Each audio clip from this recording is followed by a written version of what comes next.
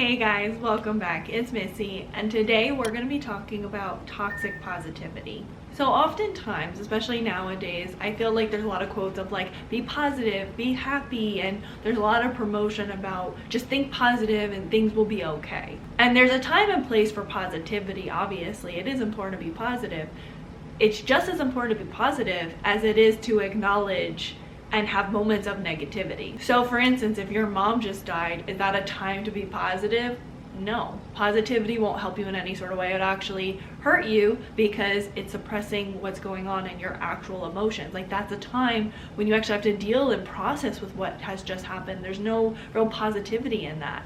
As time goes on, you will be able to process and be a little bit more positive. But in the initial moments, no, positivity could actually hurt you. If you struggle with toxic positivity or always need to be positive, it's a deeper ingrained issue in yourself. We oftentimes are made to feel that we can't be negative. Don't be negative energy. Don't be a Debbie Downer.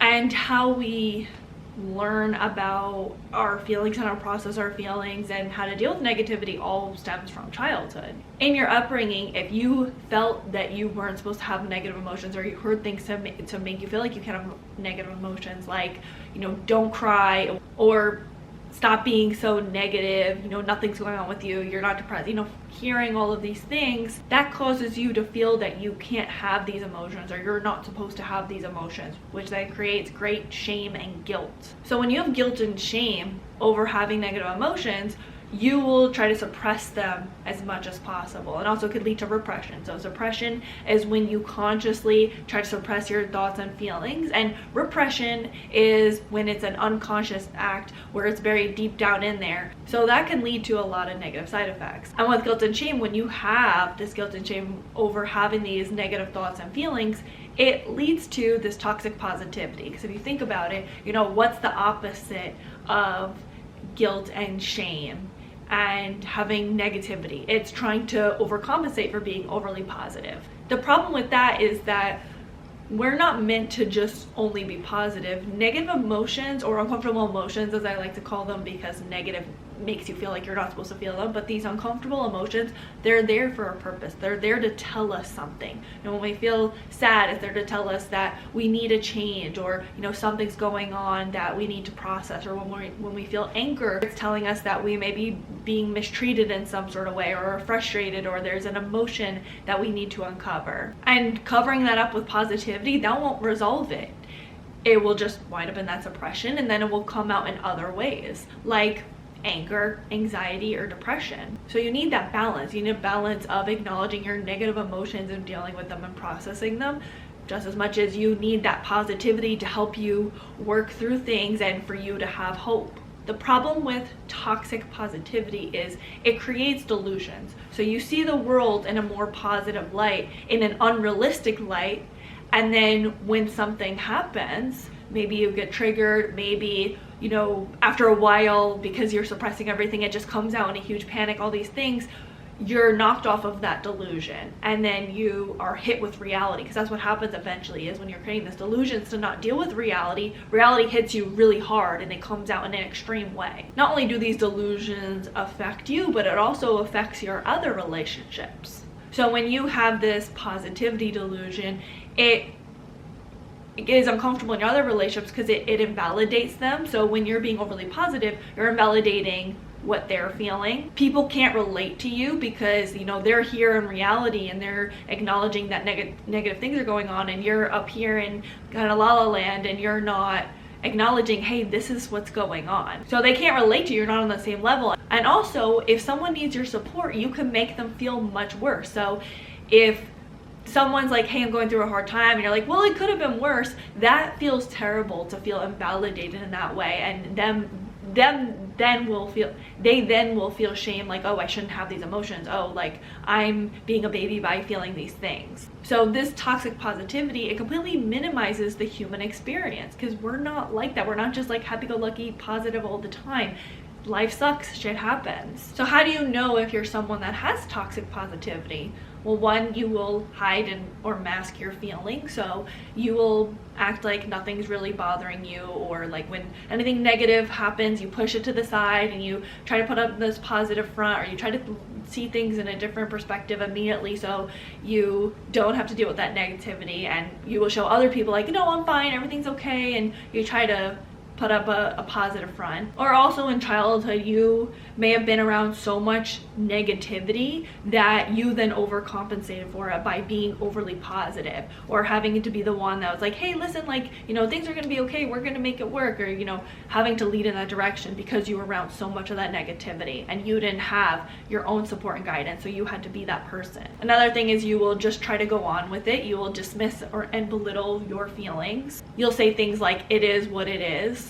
You will keep pushing it forward rather than acknowledging what had just happened, or you're feeling something uncomfortable. You will just keep pushing and keep adding things to your plate. Another thing, because this is a behavior that's ingrained in you from childhood, you will feel wrong or guilty for feeling what you're feeling, and you will feel like you're not supposed to feel those things, which that leads to the suppression. Another thing is you will minimize other people's feelings. And, you know, if you can't deal with your uncomfortable emotions, you're not going to be able to deal with other people's uncomfortable emotions. So because you're always minimizing and invalidating yourself, you will also do that to other people as well, and tell them the same things that you tell yourself. And you may even get angry or upset with them when they are, you know, upset, and you're like, listen, you just have to be positive, like you can't think like that, or you don't say those things. Or like we had talked about, you will try to give people perspective by saying things like, try to think about the bright side, or it could be worse, which that's definitely one if my clients ever say, oh, it could have been worse, I say, no, that is illegal. We are not saying that. That is completely dismissive and belittling what you're experiencing. It doesn't matter. A positive way you can say it is, I appreciate that this didn't happen, or it wasn't X, Y, and Z, because that is you not belittling or dismissing. It's you acknowledging and seeing it from a different perspective, rather than you completely dismissing or belittling or not acknowledging what had happened. And that also has a time and place. After you acknowledge what had actually happened, when you have toxic positivity, you don't acknowledge anything that has happened. So you shame yourself and others for having these emotions by saying things like that. So if you are someone that notices you struggle with toxic positivity, what should you do? The first thing is self-compassion and acceptance of negativity. So you on a regular basis, you have a hard time with acknowledging the negatives of life, whether you're afraid, whether you are shamed and guilt, or you've experienced shame and guilt for having these negative emotions. This mindset is hurting you. So you have to get to the root and acknowledge, you know, this is what's going on, this is what I'm experiencing. And then you need to acknowledge that negativity happens and accept it. When you acknowledge and say, I feel bad, I'm sad, I'm angry, I'm experiencing this feeling or emotion, it makes the emotion feel real, and it lessens the threat of it. When you push it to the side, or you suppress it, or you make it feel like you're not supposed to have it, it feels like a threat. It feels like it's a danger, that it's something you're not supposed to experience. If you acknowledge it, then your mind is like, okay, you know what, this isn't a threat, it's something that is okay for me to have, and it's okay for me to feel this. So since you feel safe feeling this emotion, it then gives you the permission to feel it, and not immediately need to feel like you need to go to that positive side. You're like, okay, this is what's going on. And then you can give yourself self-compassion. Self-compassion is when you're warm and understanding and kind towards yourself. And that's something that you're missing, is that soothing aspect for you. You don't know how to acknowledge or be okay with this emotion because you have so much guilt, shame, or fear that you don't know, like, you know, you can comfort yourself. You never were really comforted, and now you need to learn how to comfort yourself and soothe yourself, and tell yourself that it's okay and everything's gonna be okay. Tell yourself that it's okay to have this negativity and this emotion. This is the reality, and it's okay to be in reality, because with toxic positivity, like we talked about, there's that fear of being in that reality, but you making yourself feel safe in the reality can really help you, so you don't dismiss what's going on. So acknowledging it and giving yourself the self-compassion, and then also accepting your emotion, where you understand you don't have to like it, but it's there, and be okay with it. So open yourself for that negativity and be like, bring it on. I know you're here. I'm okay with it. I don't like you, but I'm okay with it. And you'll notice that you'll go less to that toxic positivity side and always feeling like you need to be positive.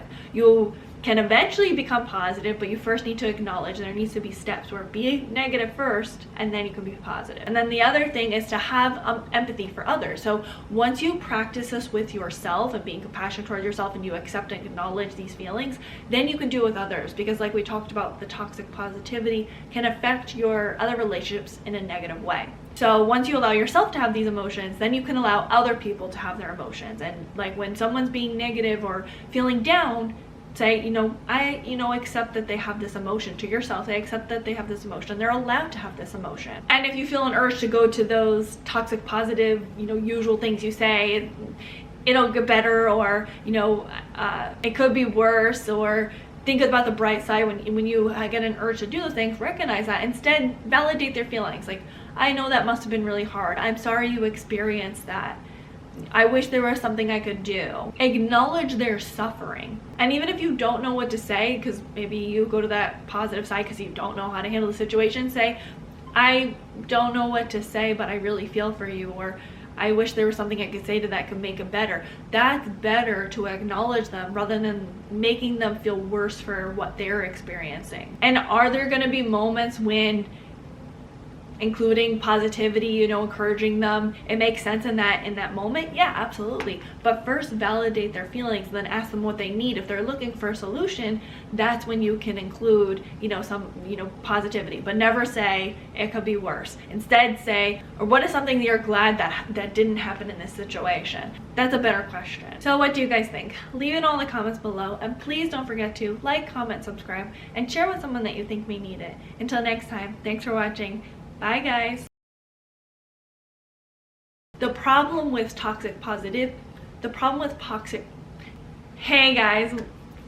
guys, welcome back. It's Missy, and today